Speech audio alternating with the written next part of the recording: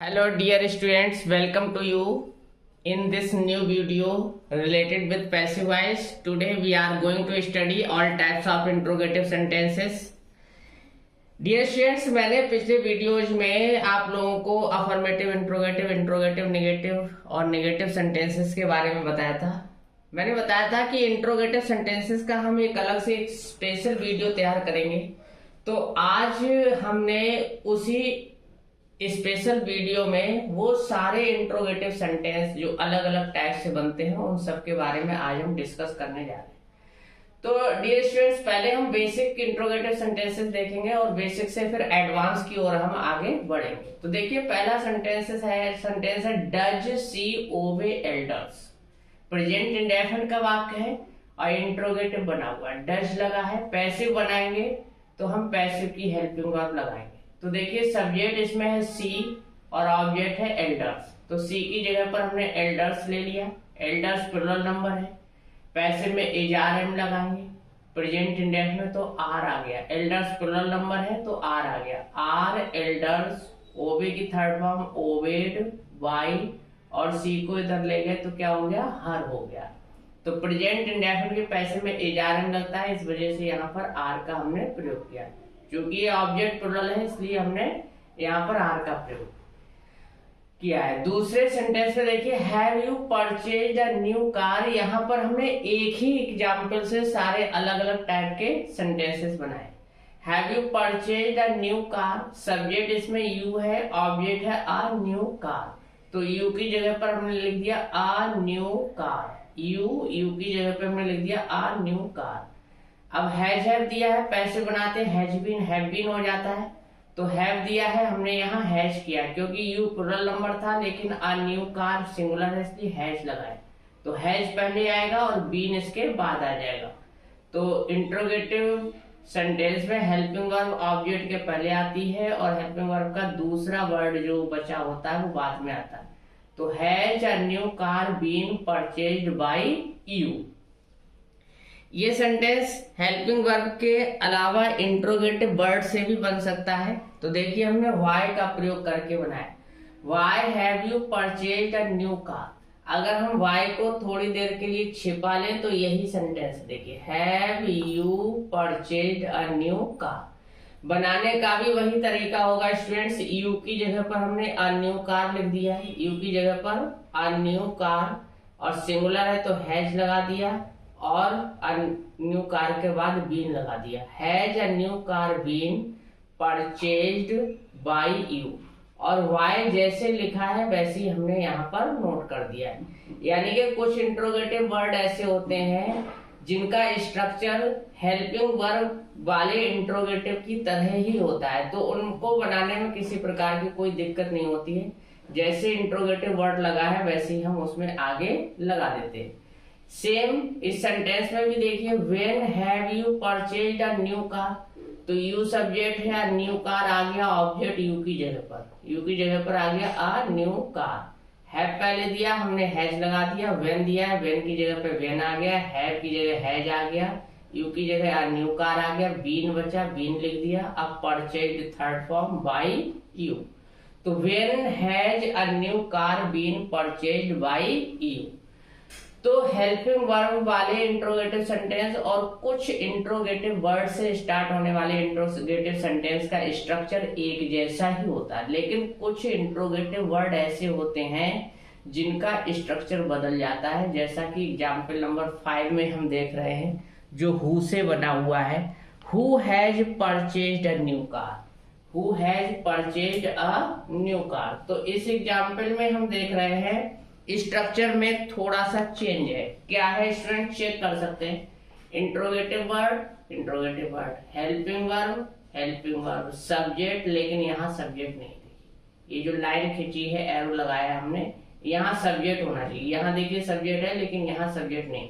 यहाँ main verb है, सीधे स्किप कर गया मेन वर्ब, जंप करके आ गई मेन वर्ब और ऑब्जेक्ट। यानी कि यहाँ पर जो सब्जेक्ट दिया होना चाहिए था यहाँ पर वो ये सब्जेक्ट नहीं है। इसमें यू है लेकिन इसमें सब्जेक्ट नहीं है। बस यही स्ट्रक्चर में अंतर है।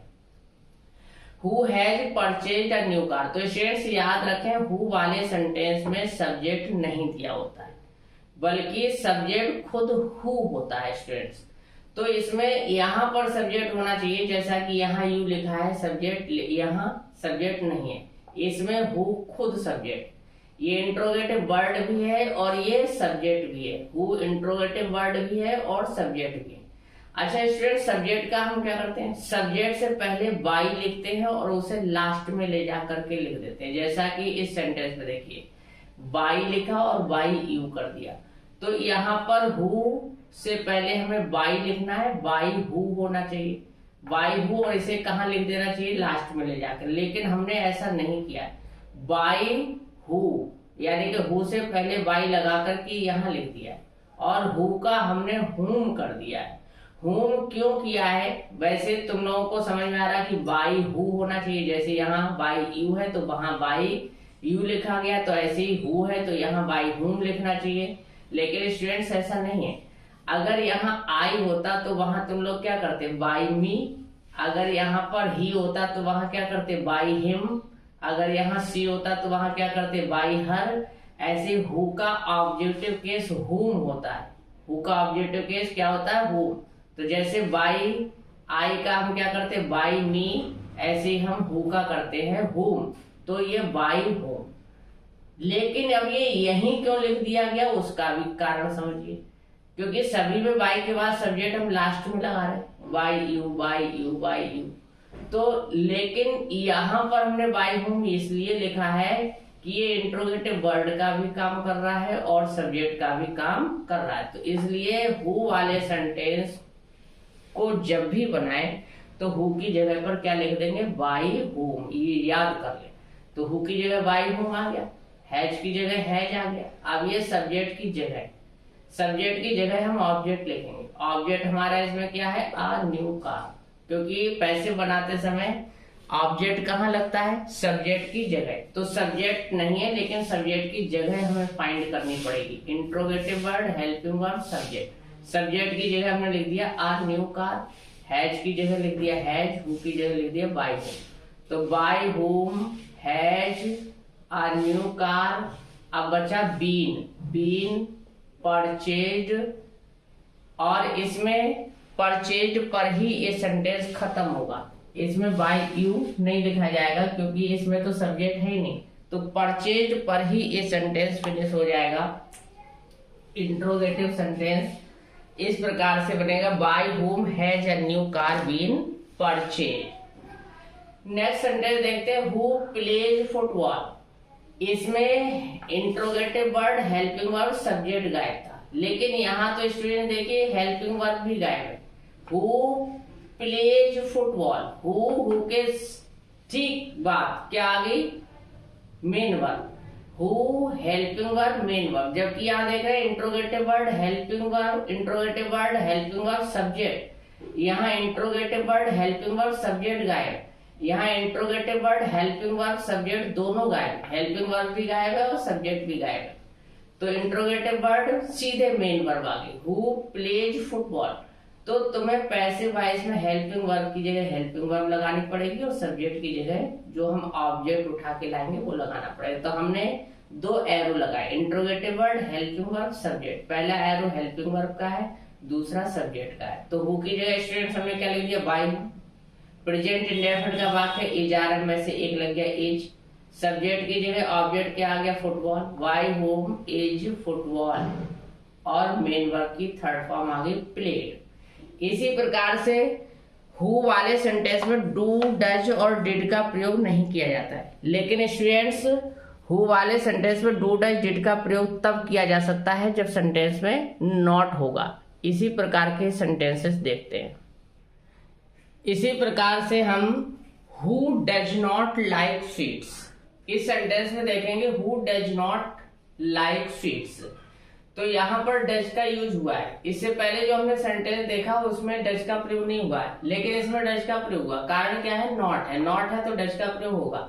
अगर नॉट नहीं होता है, अगर ये सेंटेंस ऐसे होता हु लाइक्स स्वीट्स, अगर ये नॉट नहीं होता तो यहाँ डज भी नहीं होता, सीधे लिखा होता हु लाइक्स स्वीट्स, जैसा कि हमने एग्जाम्पल नंबर 6 देखा था। Who likes sweets. तो हेल्पिंग वर्ब की जगह और सब्जेक्ट की जगह दोनों हमें फाइंड करनी पड़ी, और वहां पर हमें हेल्पिंग वर्ब भी लगानी पड़ी और सब्जेक्ट की जगह ऑब्जेक्ट भी लगाना पड़ा। तो ये इंट्रोगेटिव वर्ड हो गया, ये हेल्पिंग वर्ब हो गई, ये सब्जेक्ट की जगह है स्वीट। तो सब्जेक्ट की जगह हमने ऑब्जेक्ट क्या लिख दिया, स्वीट्स। ये स्वीट्स जो लिखा है वो हमने सब्जेक्ट की जगह लिखा है।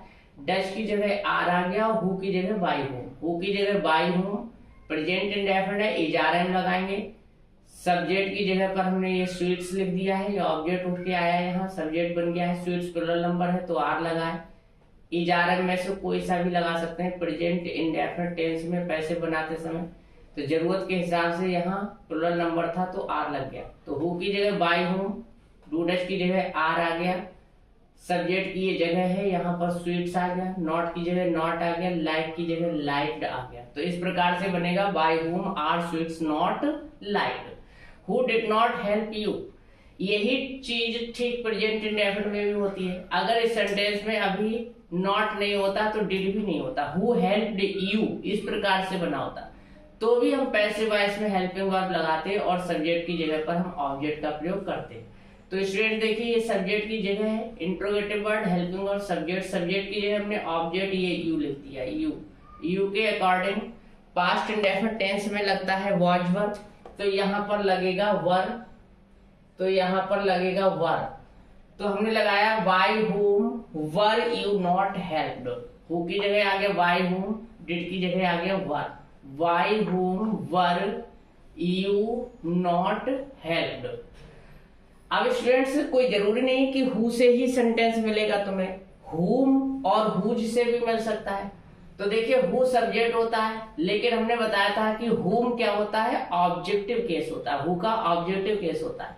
और ऑब्जेक्टिव केस तभी लिखा जाएगा जब वो ऑब्जेक्ट का काम करेगा। whom have you punished, whom have you punished, तुम किसे दंडित कर चुके हो। तो स्टूडेंट्स इसमें देख रहे हैं interrogative word helping verb subject main verb object यहाँ कहीं होना चाहिए, लेकिन नहीं है स्टूडेंट्स, ये खुद ऑब्जेक्ट है। जैसे हमने बताया हु सब्जेक्टिव केस होता है तो वो हु खुद सब्जेक्ट होता है, लेकिन यहाँ ये whom ऑब्जेक्टिव केस लिखा है। कभी भी ऑब्जेक्टिव केस दिया होता है प्रोनाउन का तो वो ऑब्जेक्ट होगा, सब्जेक्टिव केस दिया है तो वो सब्जेक्ट होगा। ये हमें इस बात का इंडिकेशन दे रहा है कि ये सब्जेक्ट नहीं बल्कि ये क्या है, ऑब्जेक्ट है, क्योंकि हु का ऑब्जेक्टिव केस लिखा है, यही ऑब्जेक्ट है। तो ऑब्जेक्ट हम यहाँ कहीं ढूंढ कर ना लाएं, ये खुद ऑब्जेक्ट पहले लिखा हुआ है। तो whom have you punished, ये यू सब्जेक्ट है, इसको बाई यू करना है। अब इसी क्रम में बना दीजिए, जैसे हमने हु का बाई whom किया तो whom का हम हु करेंगे। जैसे कि आई का हम बाई मी करते हैं तो मी को उठा के अगर इधर लाते तो आई करते हैं। उसी प्रकार से जब हमने हु का बाई whom किया है तो whom का अब हमें हु करना होगा, क्योंकि ये ऑब्जेक्ट है और ऑब्जेक्ट को हम सब्जेक्ट की जगह लिख रहे हैं, सब्जेक्ट बना रहे हैं, तो ये हो गया हु। स्टूडेंट्स आ गया होगा समझ में, whom ऑब्जेक्ट है, ये हो गया सब्जेक्ट हु। हु हैव की जगह आ गया हैज बीन, यू का बाई यू होगा तो लिखेंगे punished by you, who has been punished by you. दूसरा एग्जाम्पल देखिए, whom did you taught history, whom did you taught history, तो whom का हो गया who, did की जगह हो गया was, यू का बाई यू करेंगे इसलिए पहले लिखा taught, फिर दूसरा ऑब्जेक्ट आ गया हिस्ट्री बाई यू। अब स्टूडेंट्स हुज से भी सेंटेंस हो सकता है, whose book are you reading, तो whose book are you reading, इसे देखें हुज वाले सेंटेंस में, विच वाले सेंटेंस में, हाउ मैनी और हाउ मच वाले सेंटेंस में स्टूडेंट्स याद कर लें कि ऑब्जेक्ट पहले ही दिया होगा। तो whose book are you reading, तो यू तो सब्जेक्ट है और रीडिंग के बाद ऑब्जेक्ट होना चाहिए, लेकिन नहीं लिखा है तो ये ऑब्जेक्ट खुद बुक है। हुज बुक ये पूरा ऑब्जेक्ट रहेगा, whose book are you reading. अब ऑब्जेक्ट हम इधर से उठा के यहाँ लाते, लेकिन यहाँ पहले ही लिखा हुआ है हुज बुक। अब ये ऑब्जेक्ट के अकॉर्डिंग इजारम की जगह इज लग गया और बीइंग जुड़ गया, प्रेजेंट कॉन्टिन्यूअस में इजारम बीइंग हो जाता है।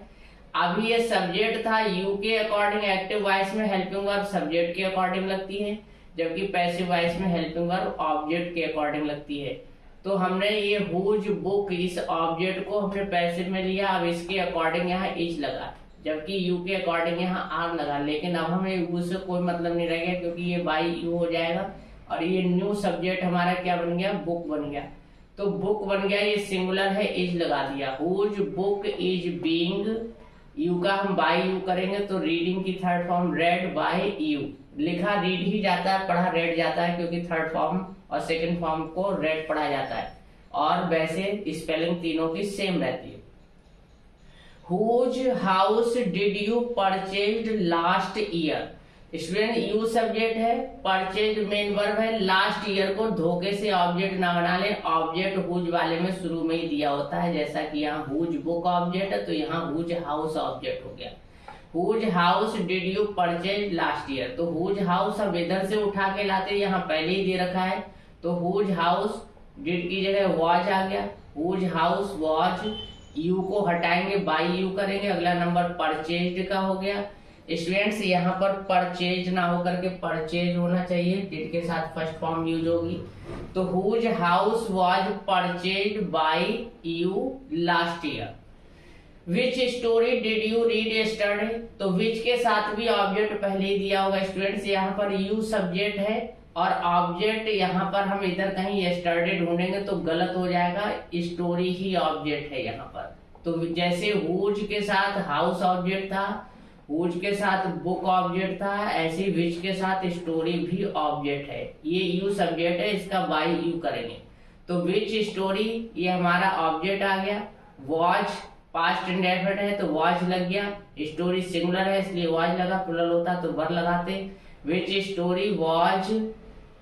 अब इस यू को लिखना नहीं है, बाय यू करना, अगला नंबर हो गया रीड, रीड की थर्ड फॉर्म रेड कर दी, which story was read yesterday by you. इस टाइप से हम इन सेंटेंसेस को बनाएंगे तो स्टूडेंट्स याद रहे कि हुज वाले में, विच वाले में, हाउ मैनी और हाउ मच वाले में ऑब्जेक्ट पहले ही दिया होगा, जबकि हु वाले में हु खुद सब्जेक्ट का काम करेगा और हुम वाले में हुम खुद ऑब्जेक्ट का काम करेगा। तो ये बहुत ही इम्पॉर्टेंट सेंटेंसेस हैं तो इनको सीखना बहुत आवश्यक है स्टूडेंट्स। आइए इसी प्रकार के कुछ और एग्जाम्पल्स हम देखते हैं। स्टूडेंट्स अगला सेंटेंस हम देख रहे हैं हाउ मैनी से related. How many questions did he solve, how many questions did he solve, तो स्टूडेंट देखिए सॉल्व करने वाला कौन है, ही, तो ही तो हो गया सब्जेक्ट, ये मेन वर्ब, हमने बताया मेन वर्ब के बाद ऑब्जेक्ट होता है लेकिन यहाँ मेन वर्ब के बाद तो कुछ लिखा ही नहीं, तो how many questions is the object here. इस सेंटेंस में हम देख रहे हैं ये क्वेश्चंस ऑब्जेक्ट है और सब्जेक्ट क्या है, ही है।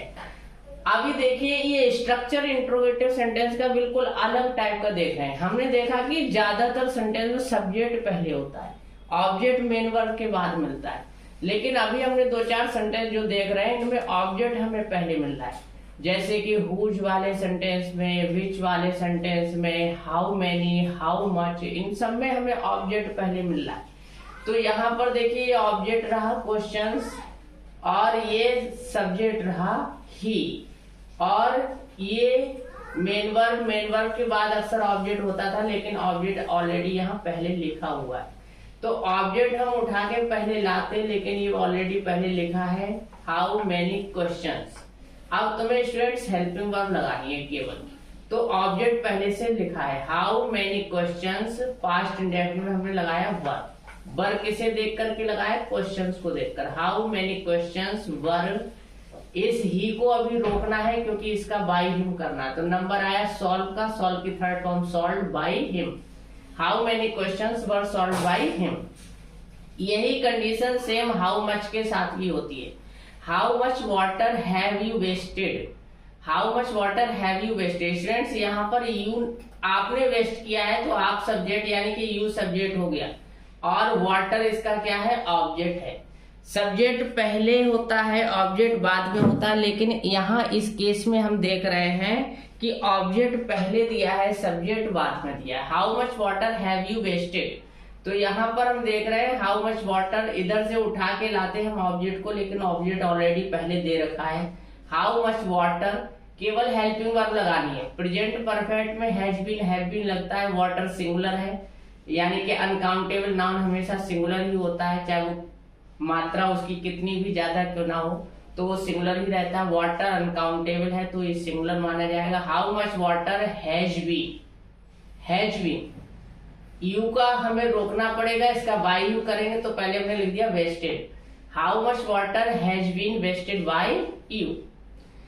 अब इसी प्रकार से हम देख रहे हैं सेंटेंस व्हाट वाला भी होता है। What are you making, what are you making, इस सेंटेंस को बनाना जल्दी पॉसिबल नहीं होता है क्योंकि यहाँ पर देखिए ऑब्जेक्ट हमें कोई दिखाई नहीं दे रहा, तो व्हाट को ही हम ऑब्जेक्ट मानेंगे। जैसे हु वाले सेंटेंस में हु को हम सब्जेक्ट मानते हैं, हुम वाले में हुम को ऑब्जेक्ट मान लेते हैं, ऐसे ही व्हाट वाले में व्हाट को ऑब्जेक्ट मानेंगे। स्टूडेंट्स ये चीजें याद रखने की है।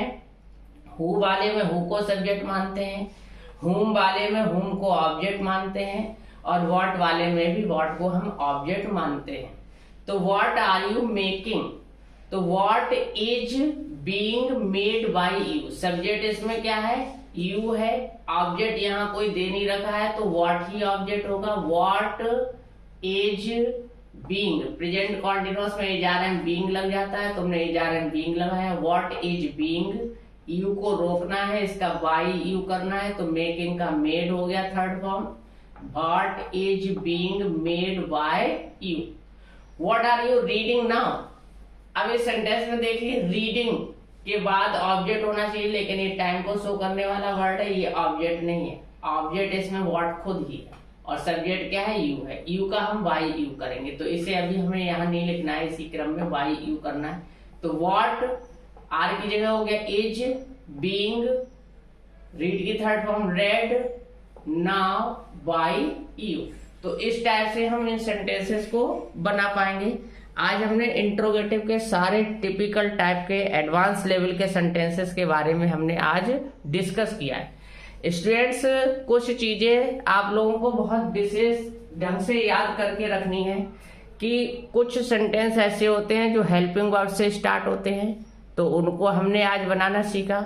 कुछ सेंटेंसेस जिसमें इंट्रोगेटिव वर्ड जुड़े होते हैं, लेकिन हेल्पिंग वर्ब से स्टार्ट होने वाले सेंटेंस का जो स्ट्रक्चर होता है, इंट्रोगेटिव वर्ड से स्टार्ट होने वाले सेंटेंस का भी स्ट्रक्चर सेम वैसा ही होता है, जिसमें हमने वाई का यूज करा के दिखाया, वेन का यूज करके दिखाया, वेयर भी ऐसा ही होता है। वाई, वेयर और वेन, इनका स्ट्रक्चर सेम वैसा ही होता है जैसा कि हेल्पिंग वर्ड से स्टार्ट होने वाले इंट्रोगेटिव सेंटेंस का होता है।